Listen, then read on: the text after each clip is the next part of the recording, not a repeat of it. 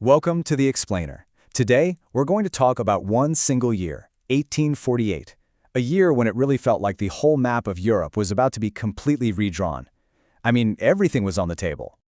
So that's the big question we're diving into. What actually happens when millions of people all across an entire continent decide at pretty much the exact same time that they are done, that they finally had enough? To really get what happened, you have to picture Europe in the mid-1800s. It wasn't a calm place. It was more like a giant powder keg, super tense, just waiting and waiting for a single spark to set the whole thing off. So why was everyone so unhappy? Well, try to put yourself in their shoes for a second. Maybe you're a farmer, and your crops keep failing, but you still have to pay these crazy high taxes. Or maybe you've moved to a city for one of those new factory jobs, working brutal hours for wages that can barely feed your family. And the worst part? You had no say in any of it.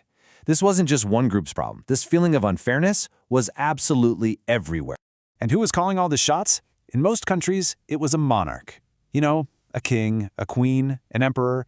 Basically, a ruler who inherited the job, often with total and complete power. Ordinary people, they had zero say. Your entire life, your future, was in the hands of one family. Okay, so you've got this continent-wide powder keg. All it needs now is that spark we talked about. And guess where it came from? You got it, Paris.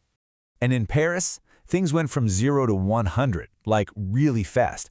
First, the king says no more political meetings, so that people get clever. They say, fine, we'll just have banquets, which were really just giant protest parties with food. Well, the king then banned the banquets, and that was the final straw. The city just exploded. People literally tore up the streets to build barricades, and just like that, within a matter of days, the king was gone. He actually fled the country. So what do you put in place of a king? The French declared a republic.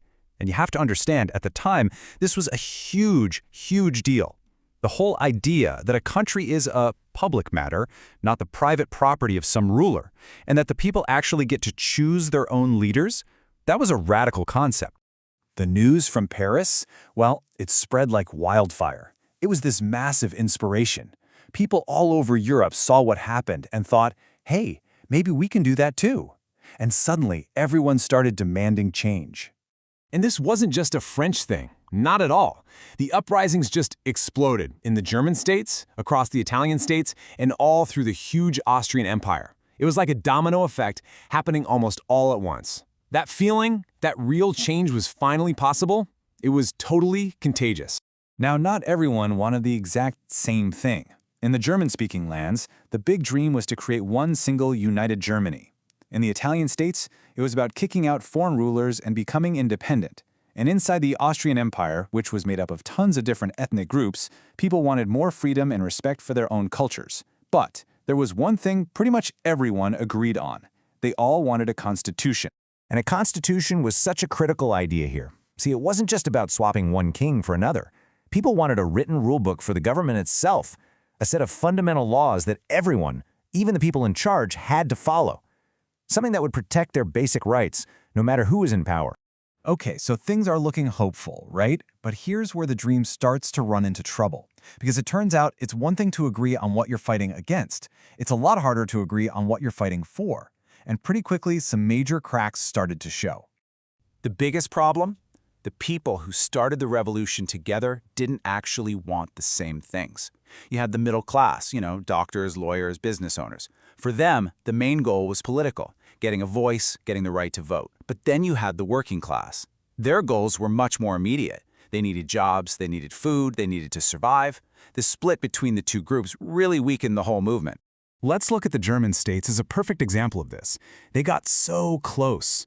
Representatives from all over came together for this huge meeting, the Frankfurt Parliament. It really seemed like a dream come true. For months, they sat and debated, writing a constitution, trying to build a brand new country with words instead of weapons. So after nearly a year of work, they finished their plan, and they offer the crown of a new, united Germany to the King of Prussia, Frederick William IV. And his response? He flat out refused. He said, and this is a direct quote, "I will not accept a crown from the gutter." He believed his right to be king came from God, not from a bunch of regular people in a meeting. And with that one insult, the entire dream just collapsed. So while the revolutionaries are arguing with each other and their plans are falling apart, who do you think is watching all this? The old rulers, the monarchs. They see the division, they see the weakness, and they realize this is their chance. And they still had their professional armies who were loyal to them.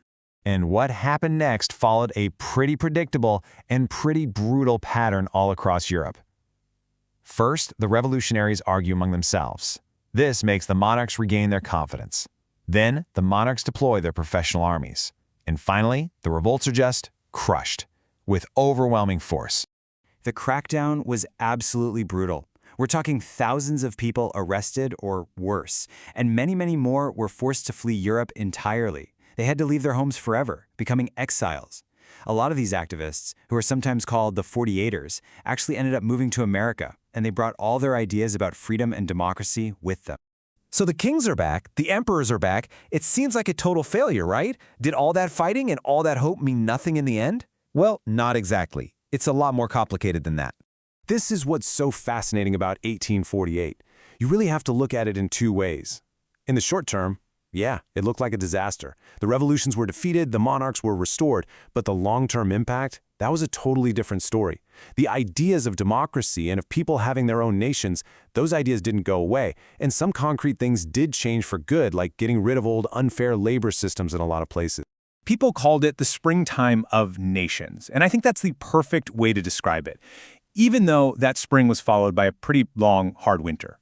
The seeds of change had been planted, and eventually, decades later, those seeds would grow into many of the modern democratic countries we see in Europe today.